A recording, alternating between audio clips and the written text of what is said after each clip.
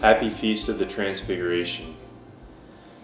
The verse that comes to mind as I think about today's feast day comes from 2 Corinthians chapter 3, which says, "All of us, gazing with unveiled face on the glory of the Lord, are being transformed into the same image from glory to glory, as from the Lord who is the Spirit." The Transfiguration provides us a glimpse of who the Lord is. And it is in encountering that glory exactly where we are that we are transformed into that likeness. In that way, the Transfiguration is a kind of image of the sacraments. Jesus, in his humanity, in his body, showed this mystery that we encounter in that physical reality. That's the sacraments for us. But we might forget that in addition to the sacraments as we know them, we also encounter the Lord in the present moment. In fact, the Jesuits fondly call the present moment the eighth sacrament, because as we encounter Jesus in the Blessed Sacrament, and he is truly present there, in an analogous way, he's also truly present in the present moment. I'm reminded of Flannery O'Connor's short story Revelation, in which a plump old woman, Mrs. Turpin, enters a doctor's office, and she sees around her the normal stuff that goes around in a doctor's office, all different kinds of people. And as she's waiting for her appointment, she's judging all of them, as she always does, and she's ranking these classes of people, and she's thanking God that he didn't make her like this one or this one.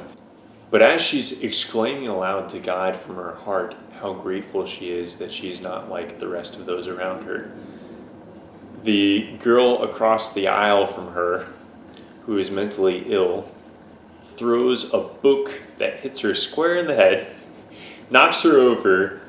She's not fully mobile, and as the doctors are scrambling to try to tranquilize this girl, before the tranquilizer sets in, the girl stares her in the eyes, and Mrs. Turpin asks, "What you got to say to me?"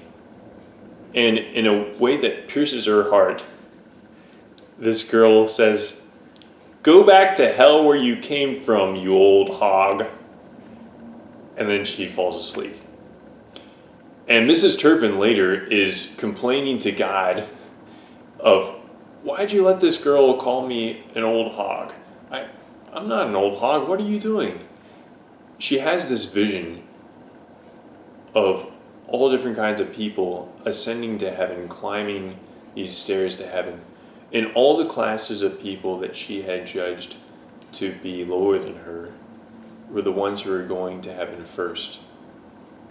And she, and those that she judged to be like her, were following up the train last. In a very mysterious way, Miss Turpin encountered Jesus in the present moment.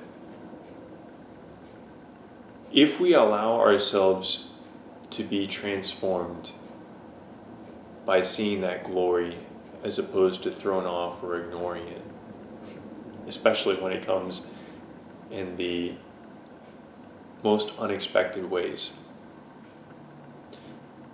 we are transformed from glory to glory.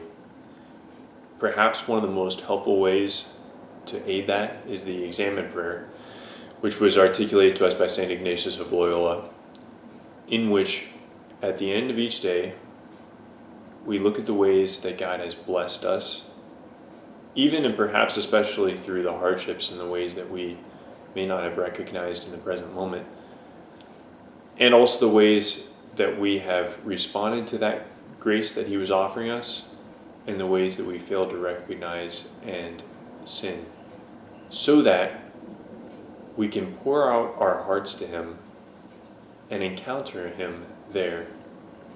And in that vulnerability, that He might heal us, that He might encourage us, that He might transform us, so that, to borrow from the words of the preface from today's Mass, there might show forth in the body of the whole Church what first showed forth wonderfully in the head.